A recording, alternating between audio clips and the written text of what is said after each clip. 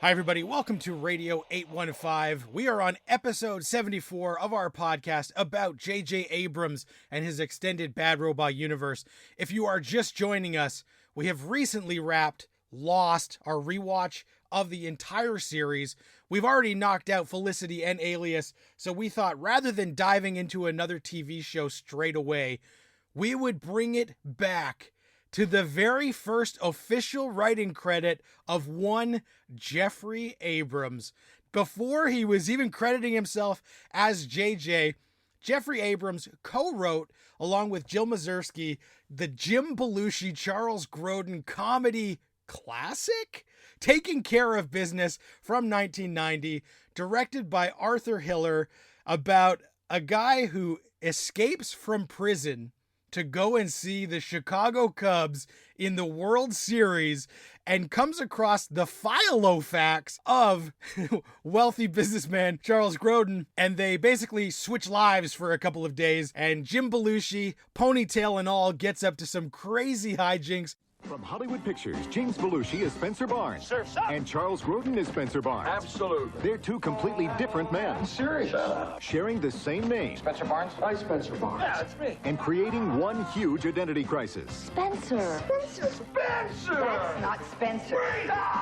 James Belushi. This is getting complicated, huh? Charles Grodin. This is a disaster. Taking Care of Business. I don't know who I am. Rated R. Marcelo, Taking Care of Business, what did you think of this epic masterpiece, the first thing that's got the Abrams name to it? I personally, never saw Taking Care of Business. So, I mean, I knew it existed. Maybe at some point in my life I saw pieces of it, but I wasn't a JJ fanatic as I am now. And I will tell you, it was so much fun. It was ridiculous, over the top, but it was so much fun. The thing that I liked about it in particular is when the film wraps up, it does have this moral message at the end of the film that really sinks home. As bad as a person Jim Belushi's character is set up to be at the beginning of the film, as the film goes along, you can just see that he's just a person that has a propensity to steal some cars once in a while, but isn't necessarily a bad person. I really like the performance of the warden. Yeah, Hector Elizondo. He's in a lot of the Gary Marshall movies, and he's always great. Yeah, he was an absolute delight for what we saw of him, because the film, for the most part, stayed with Jim Belushi's character as he, invaded Spencer's life. But occasionally it would cut back to the prison, and you would see the prisoners barricading themselves in a specific part of the prison, claiming to have Jim as a hostage, asking for X amount of things or they would kill Jim. So I thought that the film was just charming and delightful.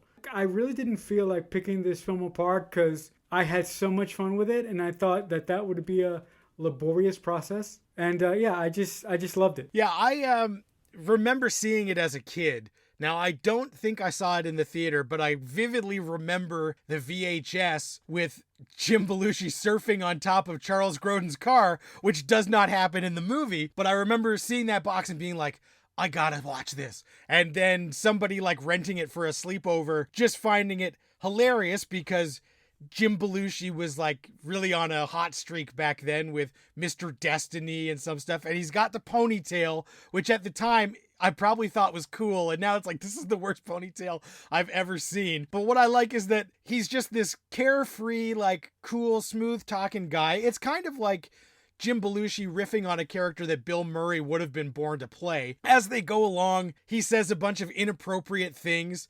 Here's to the Chicago Cubs and big tits. And I remember when I was younger just thinking that was absolutely hilarious. And then when Mr. Sakamura or whatever also comments on the woman, very inappropriate stuff now, but back in the day, just thinking that this was an outrageous comedy. And then even the fact that the last act, he dresses up as his mother and everyone believes that it's his mother. And you're watching it now and you're like, this is some 1995 sitcom level stuff, but because you got Jim Belushi, who is just a really charming guy, you got somebody like Hector Elizondo as the straight warden, and one of the all-timers, Charles Grodin, as the guy who everything is going wrong for, it just makes it fun and compelling. And I know that this story it's true. It's a true story. It's based on, so the story goes, because I have the Blu-ray from Kino Lorber that does have an audio commentary by the other writer, Jill Mazursky. And she said that this happened to her where she was at an airport and lost her Filofax. And it had her whole life in it, and she was panicking because she had lost it. One day she was at a mall, and she was going down the escalator, and up the other escalator was JJ Abrams, who she had known. And he says, "Jill, what's going on?" She goes, "Nothing." He said, "Come on up the other side of the escalator and have a drink with me." They went to go have drinks. She said in the back of her mind, she kept thinking, I can't tell him about this idea. I can't tell him because it's such a great idea for a movie, and I can't tell him. And then, of course, she told him. And he was like, "You might have something there." He left, and a couple hours later, he calls her, and he says, "I've got it. The person who finds the Filofax is an escaped convict." And she's like, "Holy shit, that's a movie." And he says, "Yeah, that's a movie. Let's do it." So they wrote up a treatment together, and she said it was a very exhaustive treatment that had all of the beats of the movie, 21-page treatment. And now Jill Mazursky, her father Paul is a very famous filmmaker, and JJ obviously had a lot of Hollywood ties. You know, his famous story about watching a test screening of John Carpenter's Escape from New York, the story about him doing Spielberg's student films. So they basically got a meeting. Jeffrey Katzenberg read the treatment and said, "I love it, write it." Then they went off and wrote the script for a couple of months. They handed the script in, and Katzenberg was like, "We got a green light. This thing's incredible. Let's go." And signed them to a 3-picture deal. So this was the first of their 3. The second picture never got made. And the third is the Danny Glover, Joe Pesci Gone Fishing that we will eventually have to talk about, because that's the other movie that Jill and Jeffrey wrote together as part of this big overall deal with what was Hollywood Pictures, which was an offshoot of Disney and Touchstone. This was the second movie that Hollywood Pictures put out. It is just a very 1990s movie. So, you know, obviously it was probably filmed in the late 80s, so it's got a lot of that 80s vibe. But watching it now, the charm of Belushi and Grodin together carry the movie. One of JJ's favorite movies and one of my all-time favorite movies is Charles Grodin and Robert De Niro in Midnight Run. And so Jill mentioned that that was like a touchstone for them, and that JJ also loved the movie Stakeout with Dreyfuss and Emilio Estevez, and that kind of tone of having like a serious theme underneath it and some heart, but also being uproariously funny was what they were going for. Marcelo, you thought they kind of nailed that, because this is just an irreverent screwball comedy, but does have some heart to it. First of all, I had no idea that this was based on something that actually happened to one of the writers.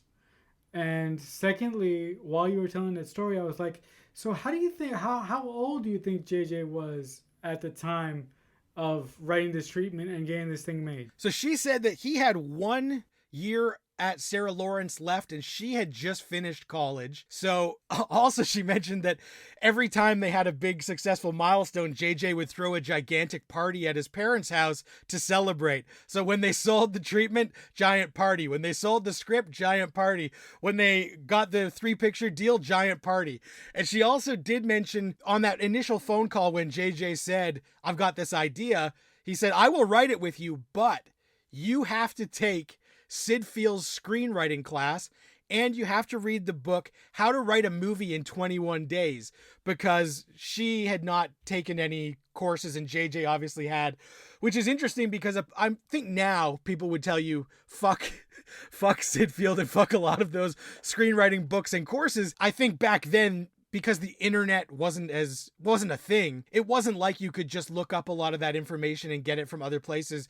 And now those screenwriting courses teach you all of the bad habits that you have to break, because so many of them are by the book and have been done to death. So I thought that was a really interesting thing. And the title of this movie in lots of places was just Filofax.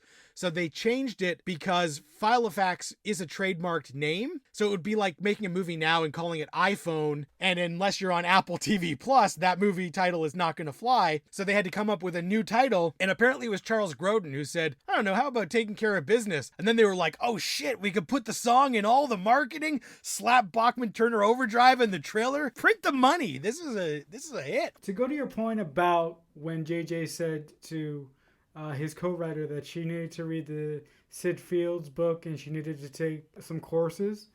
I'm like, when you mentioned that, I had a flashback. I had a nightmare flashback because when I was learning to write, I was given that book. I read it. I spent a couple weeks trying to emulate what I saw in the book. And by week number 3, I wanted to just kill myself. I literally, after going online and reading some Aaron Sorkin scripts, I literally took the book and flung it, outside of my room. Yeah. Because I couldn't take it anymore. Look, I don't know Sid Fields. He might be a brilliant teacher, but his method didn't work for me at all. It absolutely did not. Well, I think it's definitely, in 1990, that probably seemed like the only way. But now, it's like, no. There's way better resources out there. Yeah, actually, just another add-on to that. So after I chucked the book out the window, the guy who taught me formatting and who I took the most from as far as structure is JJ. So I read I read his Alias script. I read his Fringe script. Of course, I read some Felicity. Of course, you know me, I have to do that. But I took some of his pillars in reference to the way that he formats stuff in his scripts, and that's the way that I do those in my own today.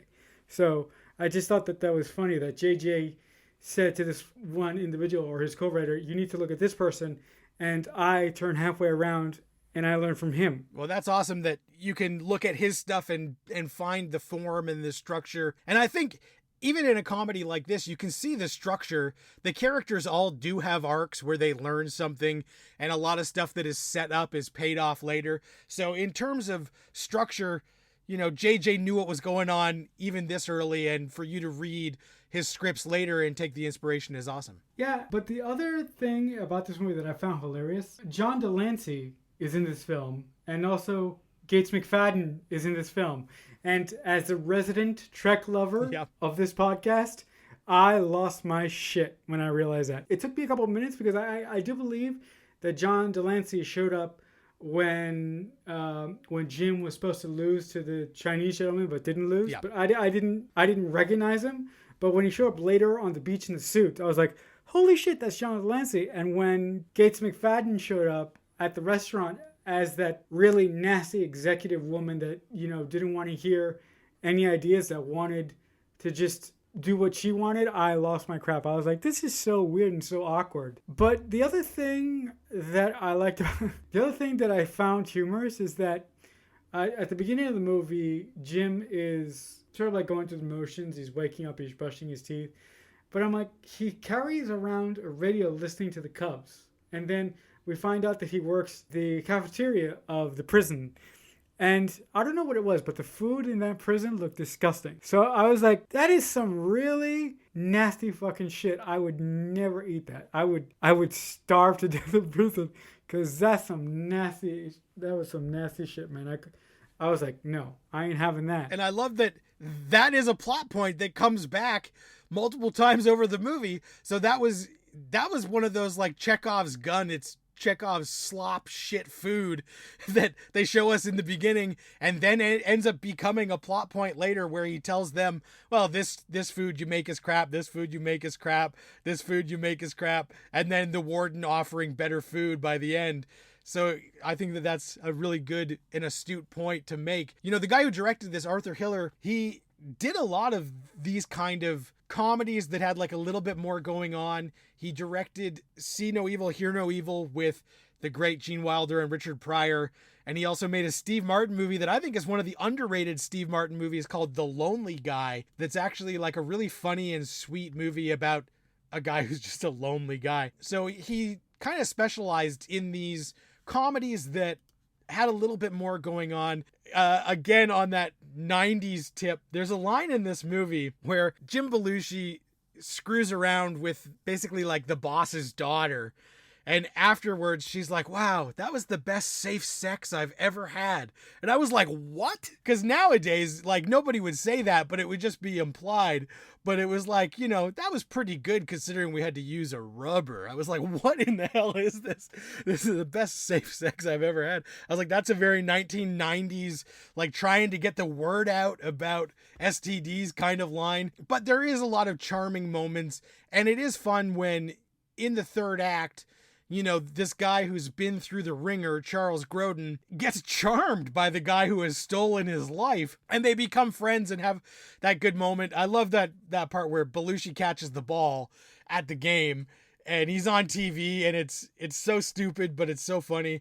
And then when Grodin dresses up as the priest for the big finale to sneak Jim back in, it's one of those things where it's not high art, but damn is it entertaining. To me, I really liked the actress who played the boss's daughter who ends up sleeping with Jim Belushi's character.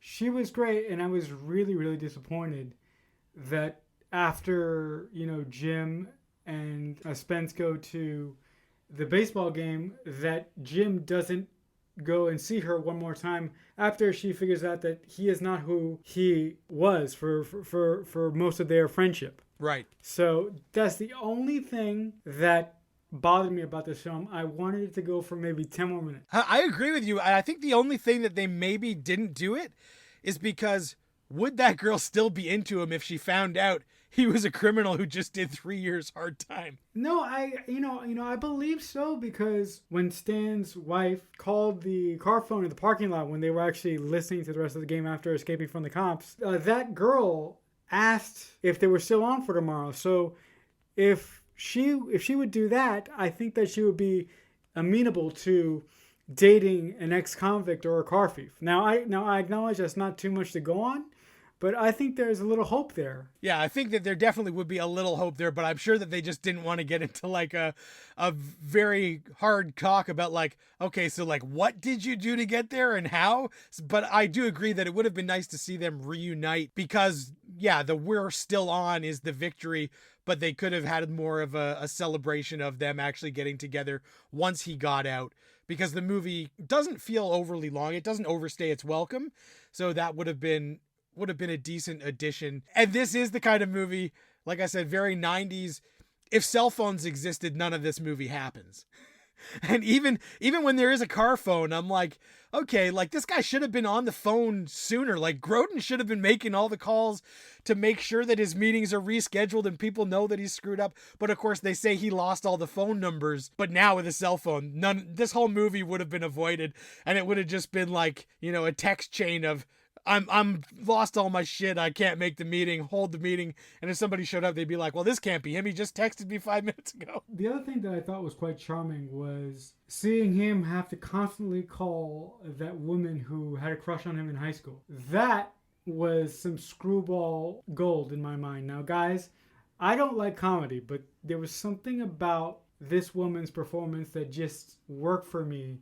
And something, her performance was so sincere and so annoying at the same time. It was just it was an interesting feeling for me. I loved it, but I hated it at the same time. You could see that she was like a good-natured, slightly off person. So she was kind of like needy and annoying.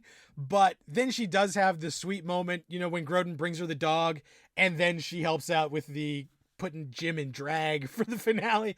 So I did like that it pays off in a good way because she's this makeup specialist, but a few moments where you're just like, yeah, I can see this being like this clingy person that I don't necessarily want to see in real life, but it was definitely entertaining for this movie. The last thing that I kept thinking throughout the course of this movie, and the only reason that I was thinking this is because I know this. JJ doesn't give a shit about sports. JJ does not like baseball. Yeah. And I found it very weird that Jim Belushi's character liked baseball if JJ doesn't like baseball. Now, the liking baseball thing, I mean, us as writers, we put stuff in scripts that we don't like all the time. So it's possible, but for some reason that kept bothering me. I'm like, why would JJ choose baseball?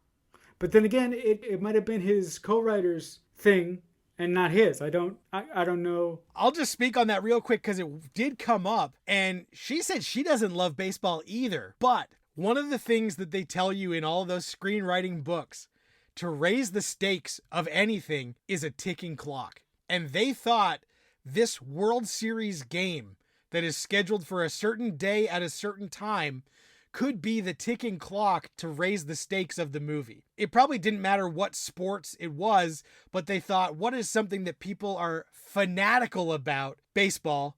What is something that hasn't happened in so many years that it would be absolutely historic? Chicago Cubs winning the World Series. So I think that they they kind of pulled it out of a hat, but it was for reasons that make complete sense. They wanted to add that intensity of a ticking clock to the story. So that speaks to JJ's and Jill Mazursky's being attuned to knowing that when you raise the stakes, even if it is just a small thing, like that ticking clock of a baseball game this guy's got to get to, the most important baseball game in the world, it makes things more intense. And that is something that ticking clock, you look at any of the episodes of Alias, it's always a ticking clock in all those stories.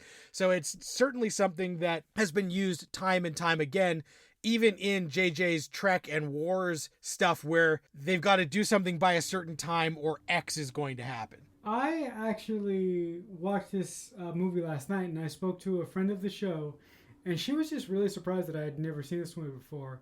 And when I think of JJ's later work, there's really only one film that I think about. And we're going to talk about that film really, really soon here. But I'm wondering, were you surprised that this was JJ's first film? Because when I looked at it, I was like, this is fun, this is entertaining, and this is good. But this does not scream JJ Abrams to me. Now I'm thinking maybe it took him until Felicity to find his voice, or he has that ability to disappear into something that he writes, to where his voice doesn't come through. If you're breaking into Hollywood, any opportunity you get, even if it's not the thing you really want to do, you probably try and swing the bat and hope that you get a hit, whether it be a single or a double. The first thing that does feel like a JJ Abrams joint is probably Armageddon, because the other stuff has shades of JJ, but it feels like he was hired to write somebody else's idea,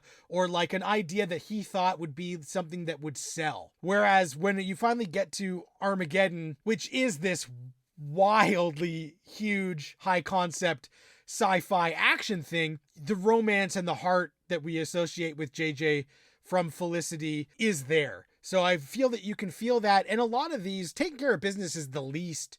Taking Care of Business and Gone Fishing are the least JJ Abrams one, because his next two movies regarding Henry and Forever Young both have that. We know that JJ, it has like a romantic heart and likes these love stories and ideals about finding a soulmate and that kind of stuff.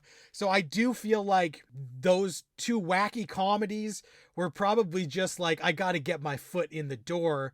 Those romances are the foot is in the door, and he's working in the family drama space.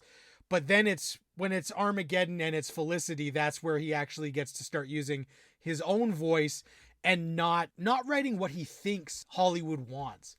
So I feel like it's just growing pains because he was so young to get in there, and you have to establish yourself before you can really let loose. Things often work different now because of the internet, and people get discovered with a movie at Sundance or on YouTube. And so people are looking for writer-directors who have a unique voice right out of the gate, but that's also just the times have changed so much. Like they were so damn young when they made this thing. Did you see the JJ cameo? No, I didn't. I missed him.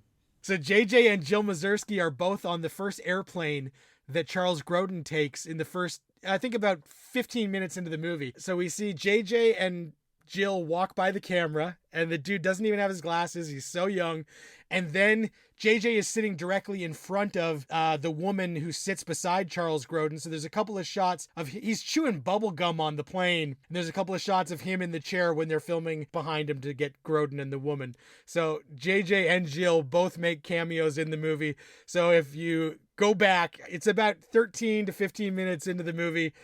Go check it out, and you'll just be like, holy shit, look at this kid. No, but the other thing that I want to ask you is, I understand this is his first film, but why go with his given name for X amount of films, and then once we get to Felicity, go with the moniker that we all know and love, JJ? What do you think? What do you think was behind that? I'm willing to bet it was just he thought he should go by his, birth name, his given name. But even in the credits of this, there is someone credited as just JJ in the cast. So it's like a character who's not really in the movie, and all it says is JJ. So they might have credited his cameo. I don't know. But I feel like oftentimes people feel like they have to go by their official name when they first start out. And then probably it caused confusion when people would meet him, even execs. And he probably said, like, I don't go by Jeffrey, call me JJ. And so as his reputation started to get up, I bet people just kept calling him that. And he was like, you know what? I'll just go by what people call me. Yeah, hey man, you don't. I mean, I'm the last person that you need to tell someone who doesn't want to go by their given name, because I don't go by my given name anywhere. Nobody really calls me by my given name ever. Right. So I definitely understand if JJ wanted to make that change later in his career.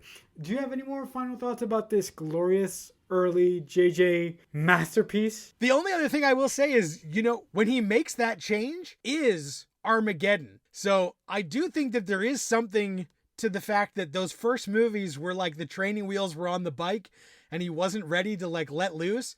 And then by the time Armageddon and Felicity roll around, which is the same year, those both start in 98. I feel like he's like, you know what? Take the training wheels off. I'm JJ Abrams. I'm not Jeffrey Abrams. I've paid my dues and now I'm here with the movies that actually and the TV shows that actually mean something to me, and I want my real name on it. I did not have any goddamn earthly clue that going fishing was a JJ project, and I am scared to death to watch that movie, and I don't know why. Good old Joe Pesci and Danny Glover together, 2/3 of the Lethal Weapon Holy Trinity, and the movie he did before that was Forever Young with the other third, Mel Gibson. So as a Lethal Weapon fan, I just had to point out that we almost get it in there. Yeah, Gone Fishing is going to be, we'll be talking about it sooner or later, but I think we're pushing that one for kicking that can a little further down the road because we're not quite there yet. No, but the other thing that I'm really excited to get to is, regarding Henry, because that film really, that and Forever Young are the two JJ really early films that I saw when I was a kid, and those have more of a special connection to me now because JJ wrote them, but back in the day, I liked them even when I didn't know who the hell JJ Abrams was. Yeah, I would say both of those movies, I liked Taking Care of Business too, but I certainly never knew who the writer of these movies was. Especially as a kid, I would always observe the director name rather than the writer name until certain people started having very unique voices like the Tarantinos, Kevin Williamsons of the world, where you start to notice, oh, okay, this guy wrote this, it's going to be like this one. So it will be interesting. Next week, we will be talking about 1991's Regarding Henry, which does star Harrison Ford, one of the all-time greats. Join us for that. If you guys are enjoying the show, please like, rate, subscribe, let us know. If you are finding us now and want to go back to the back catalog, it's all posted there for you, but also it's now available on YouTube. So Radio 815 now does have a YouTube channel where we are posting our podcasts. So if you want to jump on there and check out the Felicity episodes, the Alias episodes, the Lost episodes, you can jump on there. They are all going to be up there for you to listen to. So if YouTube is an easier place for you to get those episodes rather than your Apple Music, Spotify's, then check that out because Marcelo has put in the work to make sure all the episodes are up there. So check them out if you want. You can pick and choose. That is where we're at. If you guys want to get in touch with us, you can reach out on Twitter using the hashtag Radio815 or our Twitter handle at JJUniverse815. I am on Twitter at Matt Crandall. Marcelo, where can the good people reach you? If you guys want to reach out to me and talk to me about anything, I'm also on Twitter. I'm at CreekFanatic88. All right, guys. Thanks so much for listening. We appreciate you all. Until next time, here's to the Chicago Cubs winning the World Series and big tits. Radio 815 is a Balloonhead Productions presentation in association with Killer Newt Productions.